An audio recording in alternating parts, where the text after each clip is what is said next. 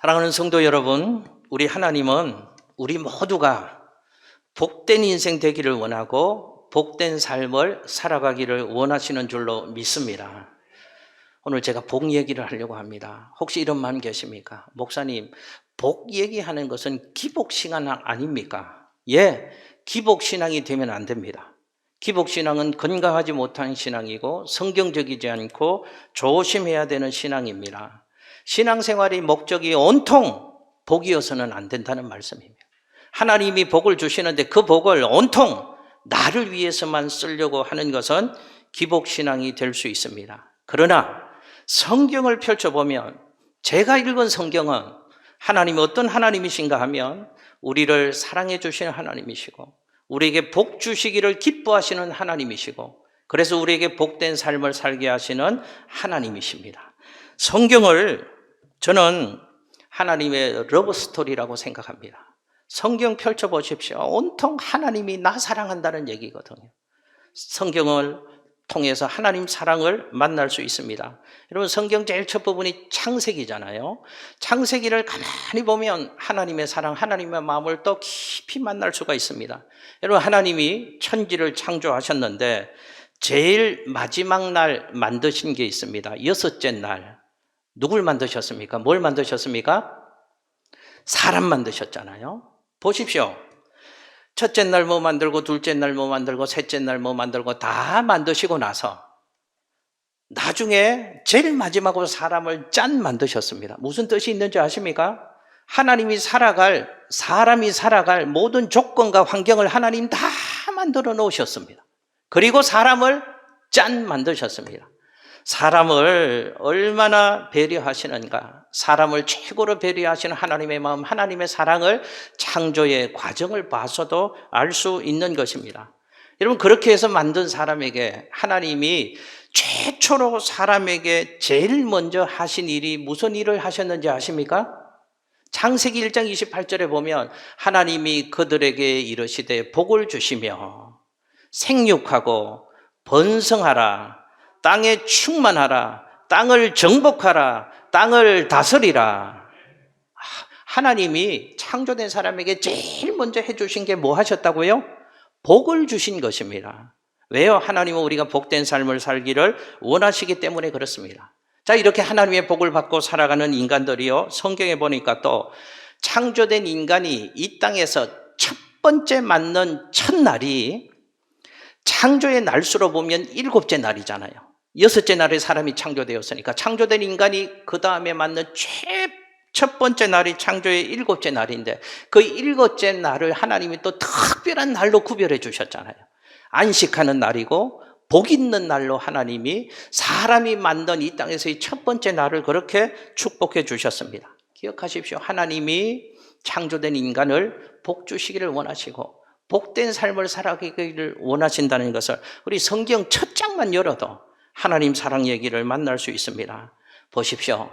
성경을 보면, 창조 얘기를 보면 하나님의 마음을 알 수 있습니다. 우리 하나님이 어떤 하나님이시라고요? 하나님은 만복의 근원이 되시는 하나님이시고 우리에게 복 주시기를 기뻐하시는 하나님이시고 우리가 복된 삶을 살기를 원하시고 복된 삶을 살게 하시는 분이 우리가 예배하는 하나님이신 줄로 믿습니다. 여러분, 오늘 본문 말씀에도 그 하나님의 사랑을 만날 수 있습니다. 시편 1편이요, 시편 150편 전체를 보여주는 작은 그림이다. 시편의 서시다. 이렇게 시편 1편을 평가합니다. 이 시편 1편이 어떻게 시작되어집니까? 복 있는 사람은 이 복으로 시작하고 있습니다. 그리고 3절 말씀, 오늘 본문 말씀에 보면 하나님은 시냇가에 심은 나무 같은 형통한 인생 되라. 하나님의 백성인 우리를 그렇게 축복해 주시는 말씀이 나옵니다. 철을 따라 열매를 맺는다. 무슨 뜻일까요? 철을 따라 열매를 맺는 인생 되게 하신다는 것이거든요. 적절한 복이 적절한 때에 임하는 그 복을 누리는 그런 인생 되게 해 주시겠다는 것입니다. 여러분, 저도 길지 않은 인생을 살았지만 살면서 깨닫는 게 그때 하나님 필요한 복이 있으시더라고요. 이른 비에 복이 필요할 때가 있고 늦은 비에 복이 필요할 때가 있습니다. 그 복을 하나님 약속해 주시는 것입니다. 그 잎사귀가 마르지 아니함 같은 인생 되게 해 주시겠다. 무슨 뜻입니까? 항상 축복 가운데 머물러서 그 복을 누리는 인생 되게 해 주시겠다. 하나님이 약속하시는 것입니다. 여러분, 이런 인생을 무슨 인생이라고요? 형통한 인생이라고 얘기합니다. 하나님이 우리를 만사 형통한 인생 되게 해 주시겠다는 것입니다. 여러분, 3절 말씀에 형통이라는 히브리의 원어의 뜻이 무슨 뜻인가 하면 번영, 발전, 전진, 이런 의미의 뜻이 있습니다. 하나님이 우리를 형통해 주신다. 우리를 어떻게 해 주신다고요? 우리를 발전시켜 주시고 번영시켜 주시고 전진하게 해 주시겠다는 것입니다. 축복합니다. 올 한 해 우리 성도님들의 삶이 형통했으면 좋겠는데, 여러분의 삶이 올 한 해 발전하시고 번영하시고 전진하시기를 예수님 이름으로 축복합니다. 우리 자녀들도 그랬으면 좋겠습니다. 제 자식 아들 딸도 그랬으면 좋겠습니다. 지성아 지희야 그랬으면 좋겠습니다. 형통했으면 좋겠고 발전하고 번영하고 전진했으면 좋겠고, 저희 자녀들뿐만 아니라 우리 성도님들의 모든 자녀들도 모든 면에서 형통하기를, 발전하고 번영하고 전진하시기를 예수님 이름으로 축복합니다. 우리 교회도 그랬으면 좋겠습니다. 형통했으면 좋겠습니다. 교회도 발전하고 번영하고 전진하는 한 해가 될 수 있었으면 좋겠습니다. 그런데 중요한 것은 어떻게 해야 되냐 그 말이죠. 그 복을 받아 누리기를 소망하는데 어떻게 하면 그 복을 누리는 인생의 주인공이 될 수 있는가, 오늘 본문 말씀을 통해서 함께 은혜를 나누려고 합니다. 첫 번째는 성경이 이렇게 얘기합니다. 복 있는 사람이 되십시오. 복 있는 사람이 되라고 말씀합니다. 여러분, 모든 일에는 원인이 있고 결과가 있잖아요. 결과는 자연스러운 열매입니다. 원인과 결과 중에 더 중요한 것을 따지라고 한다면 원인일 것입니다. 원인이 성취되어지면, 조건이 완성되어지면 자연스럽게 맺히는 열매가 결과이기 때문에 그렇습니다. 성경은 분명하게 얘기합니다. 우리가 그토록 바라고 사모하고 기도하는 형통은 결과라고 얘기합니다. 그 형통의 결과를 가져오는 원인이 있는데 그것이 복 있는 사람이 되십시오 라고 얘기하는 것입니다. 여러분 기억하십시오. 복 있는 사람은 형통의 원인입니다. 형통은 복 있는 사람의 결과입니다. 우리가 복 있는 사람이 되기만 하면 우리가 하는 일이, 모든 일들이 다 형통하게 되어지는 것입니다. 이게 성경의 공식입니다. 하나님이 우리에게 말씀하시는 공식입니다. 복 있는 사람이 되십시오. 그러면 하나님께서 여러분의 인생을 형통케 해 주실 줄로 믿습니다. 여러분, 히브리어 구약 성경이 히브리어 원어로 되어 있는데, 히브리어에 보면 복이라는 단어가 두 가지 단어를 쓰고 있습니다. 하나는 바라크라는 단어입니다. 바라크는 복인데 하나님이 주시는 일반적인 복의 개념을 설명할 때 바라크라는 원어를 씁니다. 근데 또 하나 아사르라는 복을 나타내는 히브리어 단어가 있습니다. 아사르는 조건적인 복을 얘기합니다. 하나님께 순종하기만 하면, 하나님과 바른 관계를 맺으면, 복 있는 사람이 되어지는 조건을 충족하면 그때 그 사람에게 하나님 주시는 복을 아사르라고 얘기합니다. 바라크는 하나님 주시는 일반적인 복, 근데 아사르는 하나님께 순종하는 사람, 하나님과 바른 관계, 아름다운 교제의 관계를 형성하는 사람, 복 있는 사람이 되어지는 사람, 그 사람에게 주시는 복을 얘기하는 것입니다. 여러분, 제가 여쭤볼게요. 시편 1편에서 얘기하는 복은 바라크의 복을 얘기하는 것일까요? 아사르의 복을 얘기하는 것일까요? 아사르입니다. 조건적인 복을 얘기하는 것입니다. 그러니까 시편 1편에 복 있는 사람이 되라는 것은 어떤 사람이 되라는 것입니까? 복 있는 사람이 되는데 하나님께 순종하는 사람이 되십시오. 하나님과 바르게 교제하는 사람이 되십시오. 그래서 하나님이 주시는 복을 누리는 사람이 되십시오. 그때 하나님이 형통의 복을 주시고 그 복을 받으면 형통한 삶을 사는 인생이 될 수 있을 것입니다. 이게 성경이 얘기해 주는 것입니다. 여러분, 그러면 구체적으로 복 있는 사람이 되라고 성경은 말씀하시는데 구체적으로 뭘 해야 되는가? 2절 말씀이 복 있는 사람이 어떤 사람인가를 우리에게 설명해 주는 말씀입니다. 이렇게 시작하죠. 오직이라는 뜻은 이런 뜻입니다. 이러할 때 복 있는 사람이 되어집니다 라는 뜻입니다. 오직 이 말은 이러할 때 복 있는 사람이 되어집니다. 2절에 두 가지를 얘기합니다. 오직 여호와의 율법을 즐거워하는 사람, 오직 여호와의 율법을 묵상하는 사람, 이 두 가지 조건을 갖춘 사람이 복 있는 사람이라고 얘기합니다. 첫 번째 한번 살펴볼게요. 여호와의 율법을 즐거워하는 사람, 그 사람이 복 있는 사람이다라고 얘기합니다. 여호와의 율법을 즐거워한다는 것은 여호와의 말씀을 기뻐한다는 것입니다. 여호와의 말씀을 즐거워한다는 것입니다. 그런데 여기서 즐거워한다, 기쁘다라는 의미는 보편적인 기쁨과 즐거움을 얘기하는 게 아닙니다. 보편적인 즐거움과 기쁨의 수준을 뛰어넘는 즐거움을 우리에게 말씀하는 것입니다. 그러니까 강렬한 사모함이 있는 것, 굉장한 관심사를 두는 것, 어디예요? 여호와의 율법, 하나님의 말씀을 사모하되 굉장히 사모하고 굉장한 관심을 두고 말씀과 관계를 맺고 살아가는 것을 여호와의 율법을 즐거워하는 인생, 복 있는 인생이다라고 얘기하는 것입니다. 그러면 어떻게 해요? 하나님의 말씀을 강렬하게 사모하라는 것입니다. 관심을 가지되 하나님의 말씀이 내 인생 전부의 관심사다. 말씀과 그런 관계를 맺고 살아가는 사람이 복 있는 사람이라고 성경은 말씀하고 있습니다. 여러분, 제가 한번 여쭤보겠습니다. 오직 여호와의 율법을 즐거워하는 사람이 복 있는 사람이라고 말씀하셨는데 여러분은 지금까지 어떤 신앙의 삶을 살아오셨습니까? 여러분의 신앙생활이 10년인지 20년인지 30년인지 50년인지 여러분의 직분이 목사인지 장로인지 권사인지 뒷사인지를 제가 묻는 게 아닙니다. 여러분과는 말씀과 어떤 관계를 맺고 살아오셨습니까? 이 말씀대로 오직 여호와의 율법을 즐거워하는 인생이 복 있는 인생인데 그렇게 사셨습니까?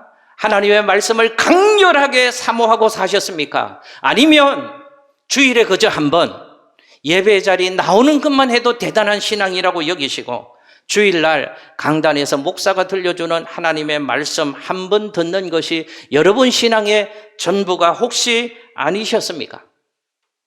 하나님의 말씀이 여러분 삶에 어느 정도의 관심사였습니까? 하나님이 오늘 내게 말씀하신다. 예배 시간은 하나님이 내게 말씀하시는 시간인데 하나님이 오늘 내게 어떤 말씀을 주실까? 하나님 이 말씀을 통해서 도대체 내게 말씀하시는 하나님이신데 무엇을 요구하실까? 이 주시는 말씀에 내가 어떻게 순종하며 살까? 이 말씀을 내가 순종하면 하나님이 내게 어떤 복과 은혜를 주실까? 온통 여러분의 삶이 하나님의 말씀으로 점철되어지는 여호와의 율법을 즐거워하는 그런 삶을 살아오셨습니까? 제가 드리는 이 질문에 혹시 자신이 없으시다면 그래서 우리는 복 있는 사람이 아니었던 것입니다.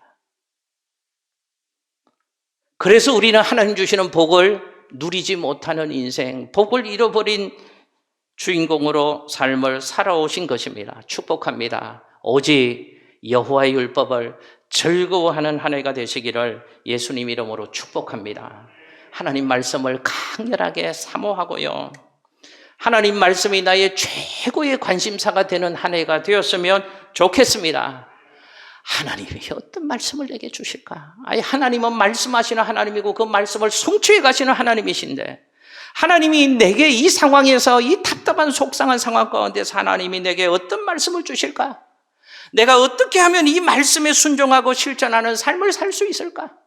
내가 이 말씀에 순종하는 삶을 살면 하나님은 내게 어떤 복과 은혜를 주실까?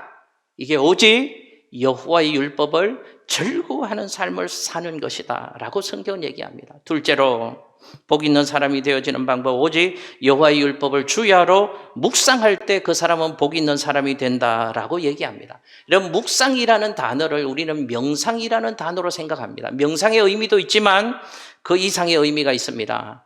묵상한다 그 말은 신음하다, 호소하다, 절규하다 이런 뜻입니다. 여호와의 율법을 말씀을 묵상한다. 어떻게 한다고요? 하나님의 말씀을 호소한다. 하나님의 말씀을 절규한다. 하나님의 말씀을 신음한다. 이런 뜻입니다. 더 구체적으로 말씀드려 볼까요? 묵상은 하나님의 말씀을 내 삶 가운데서 가장 중요한 가치로 여기고 그 하나님의 말씀에 내 삶 전체를 거는 인생을 살아가는 것이 여호와의 율법을 묵상하는 자의 삶이라고 성경은 얘기합니다. 여러분 올 한 해 하나님의 말씀을 내 인생의 기준으로 삼으시고 하나님의 말씀에 내 삶을 거시고 하나님의 말씀에 내 인생의 최고의 가치를 두시고 오직 하나님의 말씀으로만 살아가는 한 해가 되시기를, 그래서 복 있는 사람 되시기를, 그래서 하나님 주시는 형통의 복을 누리는 우리 모든 성도님들 되시기를 예수님 이름으로 축복합니다. 이렇게 살았던 한 모델이 있더라고요. 성경을 보니까 욥이라는 사람이 그랬습니다. 여러분 욥기 23장 10절에서 12절 말씀 화면에 같이 한번 읽어보실까요? 함께 읽습니다. 시작. 그러나 내가 가는 길을 그가 아시나니 그가 나를 단련하신 후에는 내가 순금같이 되어 나오리라. 내 발이 그의 걸음을 바로 따랐으며 내가 그의 길을 지켜 치우치지 아니하였고 내가 그의 입술의 명령을 어기지 아니하고 정한 음식보다 그의 입의 말씀을 귀히 여겼도다. 아멘. 할렐루야. 여러분 욥의 고백인데요. 욥이 어떤 사람이었는지 우리 성경의 상식으로 알고 있잖아요. 고난의 대명사잖아요. 엄청난 고난, 우리가 상상할 수 없는 고난을 만났던 인생 욥입니다. 그런데 그 욥이 그 고난을 믿음으로 잘 견디고 이겨내잖아요. 그래서 하나님 주시는 갑절의 복을 받은 사람이 욥이었잖아요. 어떻게 그 고난 속에서 믿음을 지킬 수 있었을까? 어떻게 그 고난을 통하여 승리할 수 없고 하나님께 영광 돌리는 존귀한 인생이 될 수 있었을까? 아까 읽었던 욥기 23장 12절 제일 끝부분의 말씀을 보십시오. 내가 그의 입술의 명령을 어기지 아니하고 정한 음식보다 그의 입의 말씀을 귀히 여겼도다. 이게 저는 부럽습니다. 여러분 욥이 일정한 음식보다 하나님의 말씀을 더 귀중하게 여겼답니다. 우리 밥 한 끼 안 먹으면 난리 나잖아요. 제가 알고 있습니다. 밥 때가 되면 예민해 주시는 분들, 저희 사모님 포함해서 우리 모두 그렇잖아요. 밥 한 끼 안 먹어도 난리가 나는데요. 욥이 고백합니다. 정한 음식보다 그의 입술의 말씀을 더 귀하게 여겼도다. 말씀이 기준이 되었고 말씀에 최고의 가치를 두고, 그래서 나는 그러고 싶은데 나는 그렇게 하는 것이 내 계산으로는 유익할 것 같은데 그래도 말씀의 기준에 비춰보고 아니면 말씀의 가치관에 비춰보고 아니면 그 길을 포기하고 손해가 되는 것 같아도 어리석은 것 같아도 바보석은 그런 것 같아도 기준이 말씀이 되고 가치관이 말씀에 두어서 그 말씀 붙잡고 사는 삶을 살아가면 그 인생이 복 있는 인생 되는 줄로 믿습니다. 그때 하나님이 우리의 삶을 형통케 해주시겠다 약속하는 것이죠. 여러분 금년 표어가 일어나라 빛을 발하라 입니다. 그런데 일어나서 빛을 발하는 삶을 살기 위해서 세 가지 실천사항을 오늘 주보 말씀에도 내드렸습니다. 3W 운동, 그래서 3더불어 운동 이렇게 하려고 합니다. 첫 번째, 말씀과 더불어 살자. 여러분 제가 또 한번 여쭤봅니다. 여러분 지금까지 신앙생활 하면서 성경을 얼마나 읽으셨습니까? 저도 이 질문 앞에 매일 새벽마다 말씀을 준비하고 한 주간의 말씀을 묵상하고 하니까 늘 성경 붙잡고 사는데 하나님 앞에서는 부끄럽고 자신이 없습니다. 여러분 저 포함해서 여러분들께 여쭤봅니다. 여러분 하나님 말씀을 얼마나 보고 계십니까? 우리 성도님들은 그러신 것 같아요. 성경 말씀을 너무 귀하게 여겨서 혹시 성경이 따를까 봐 펼치지도 않는 분들이 있는 것 같아요. 너무 귀하게 여겨서 너무 보배롭고 가치로워서 혹시라도 따를까 봐 덮어놓고 신앙생활 하시는 분들이 있는 것 같아요. 이게 말이 안 되잖아요. 제가 가끔 그런 표현 써죠. 덮어놓고 예수 믿지 마십시오. 아니 성경을 열어야죠. 성경을 펼쳐서 예수님이 어떤 분이시고 무슨 말씀을 하시고 내가 어떻게 살아야 되는지 말씀의 거울로 말씀의 유리창으로 예수님을 봐야지 신앙이 자라고 신앙의 삶을 살아갈 수 있는데 이걸 너무 귀하게 여겨서 혹시라도 내 성경 따를까 봐 덮어놓고 고이고이 모셔놓고 신앙생활 하지는 않으십니까? 여러분 신방을 가끔 가보면 가끔 그런 분이 있습니다. 저희 교회는 없습니다. 딴 교회 얘기입니다. 오해하지 마시고. 신방 가보면 구약의 어느 말씀 찾겠습니다. 못 찾으셔요. 그래서 제가 친절하게 또 안 보는 척, 안 그런 척 하면서 구약 몇 쪽입니다. 한 대여섯 번도 말합니다. 권사님, 집사님, 성도님 구약 몇 쪽입니다. 그래도 못 찾으세요. 이렇게도 얘기하십니다. 목사님, 제 책에는 그거 안 나오는데요. 농담입니다. 그렇게 신앙생활하면 안 되잖아요. 그 말씀이 기준이 없으니까 하나님 들려주시는 말씀이 뭔지도 모르니까 뭐가 기준이 되어서 신앙생활하면 내가 기준이 되잖아요. 내 감정이 기준이 되고 내가 했던 그 작은 신앙의 경험이 전부인 것처럼 신앙생활하고 그러니까 연약해지고 그러니까 하나님 주시는 복을 누리는 인생이 되지 못하는 것입니다. 하나님이 뭐라고 말씀하시는지 말씀엔 도무지 관심도 없고 말씀에 내 기준도 없고 그래서 만사 형통이 아니고 만사 불통한 삶을 살아가고 있는 것은 아닌지 주시는 말씀으로 우리를 점검해 보자 그 말입니다. 그래서 저희 교회에서 귀한 일을 하려고 합니다. 여러분 올 한 해 동안 성경 일독을 목표로 삼으십시오. 성경 일독을 온 가족 목표로 삼으십시오. 그래서 매일 가정 예배를 드리는 운동을 올 한 해 저희 교회에 하려고 합니다. 매일 가정 예배. 방법은 이렇게 하십시오. 간지에도 기록이 되어 있습니다. 우리 교회 홈페이지 자료실에도 그 방법과 매일매일 올리겠습니다. 시간을 정해서 자녀들과 가족과 함께 매일 가정 예배를 드리십시오. 한 15분 정도 하면 될 분량입니다. 20분 안쪽으로 끝낼 분량이면 그게 어렵습니다. 그러나 예배하는 가정에 하나님이 어떤 은혜와 복을 1년 동안 우리들 가정에 주시는지 한번 경험해 보기를 원합니다. 저희 가정 자녀들에게도요. 야, 내일부터 이제 우리 가정부터 그렇게 해야 돼. 매일 가정 예배 드릴 것이다. 죄송합니다. 둘 중에 하나라고 얘기하면 또 성도님들 중에 네가 그랬다며 얘기해서 제가 곤욕을 치릅니다. 누군가는 얘기 안 하겠습니다. 그 얘기를 했더니 아빠 미쳤어 그러더라고요. 목사님 자녀들도 매일 예배 드리는 게 미쳤다고 생각하는 시대에 살고 있습니다. 쉽지 않습니다. 그러나 해보시자고 말입니다. 예배할 때 하나님이 어떤 은혜를 주시는지. 그래서 1년 동안 매일 가정 예배를 드리는 예배 순서지를 필경대 위에 월, 화, 수, 목, 금, 토 매일 가정 예배지를 드리겠습니다. 순서도 있고요. 찬송가도 있고요. 말씀도 있습니다. 방법은 하루에 몇 장씩 성경 창세기부터 매일 읽어 나갈 겁니다. 300일을 그렇게 할 겁니다. 주일은 안 하셔도 됩니다. 300일을 내일부터 월요일부터 하십시오. 그래서 성경 몇 장씩을 읽고 그 몇 장 안에 있는 한 구절의 말씀을 메시지로 해서 인쇄를 해놓은 겁니다. 그 순서지를 보고 쭉 읽어 나가시면서 예배를 드리시면 내일은 또 그 다음부터 성경을 온 가족들 읽고 그 중에 한 가지고 순서지 보고 읽고 하면 300일 하시면 온 가족이 성경 일독을 하실 수 있습니다. 그래서 올 1년 동안 말씀 붙잡고 사는 인생을 하나님이 얼마나 복을 주시는지 우리 가정 그전에는 미친 짓이라고 하고 매일 예배 드리는 것이 불가능해 보였는데 그거 지키려고 드리려고 애썼더니 1년 동안 하나님이 우리 가정에 어떤 복을 주시는지 우리 성도님들이 한번 경험해 봤으면 좋겠습니다. 말씀과 더불어 한 해의 삶을 살아가십시오. 두 번째 워십 예배와 더불어 올 1년의 삶을 살아가는 훈련을 했으면 좋겠습니다. 이런 말씀을 가장 쉽게 접할 수 있는 것, 하나님과 가장 쉽게 교제하는 방법이 예배하는 것입니다. 하나님과 교제하고 말씀에 순종할 때 하나님이 복 있는 사람 되게 해 주신다고 하셨으니 올 1년 동안 복 있는 사람 되기 위해서는 여러분 예배를 놓치지 마시기를 예수님 이름으로 축복합니다.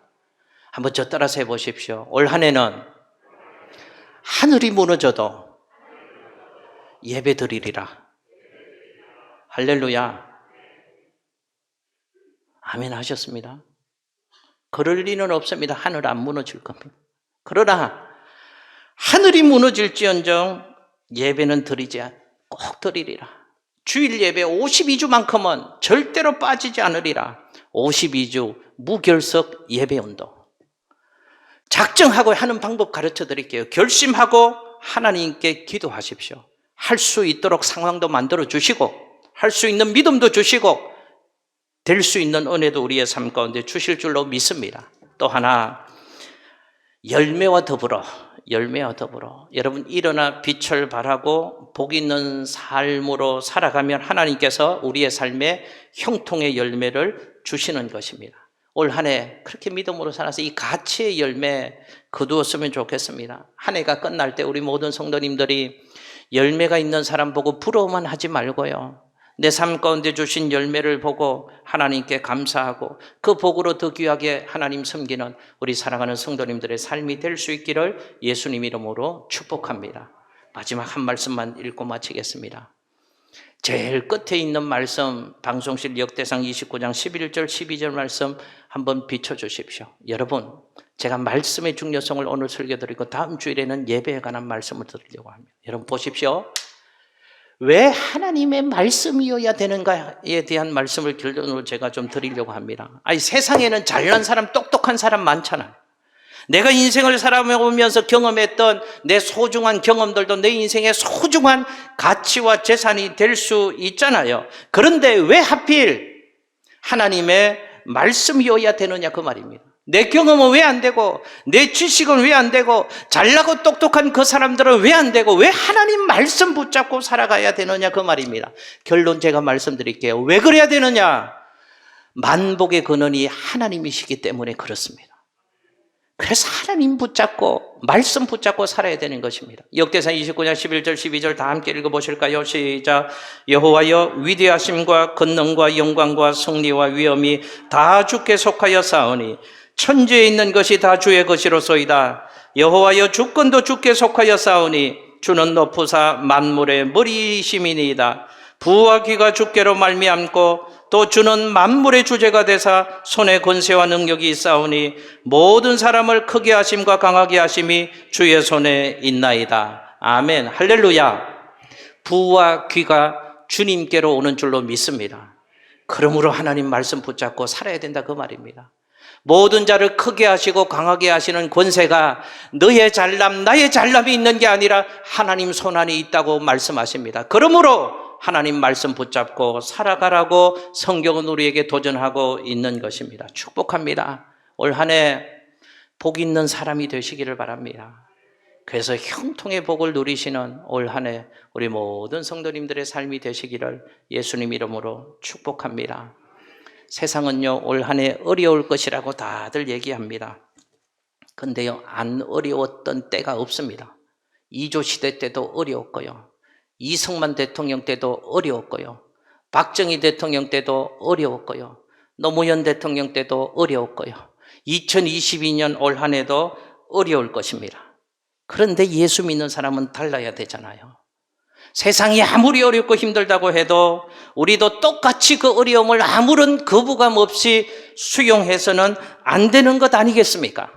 모두가 어렵고 힘들다고 해도 우리는 살아계신 하나님을 믿고 그 말씀 붙잡고 살아서 복 있는 사람이 되어서 형통한 삶으로 하나님께 영광 돌리는 우리 성도와 우리 교회들 될 수 있기를 예수님 이름으로 축복합니다. 기도하겠습니다.